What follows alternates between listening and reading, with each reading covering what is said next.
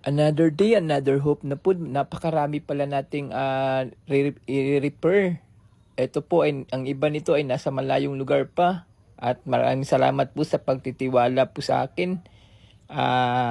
Ito po ay gagawin po natin na heavy duty po at patibayin natin gamit po itong capacitor para sa mahina sa kuryente or low voltage po.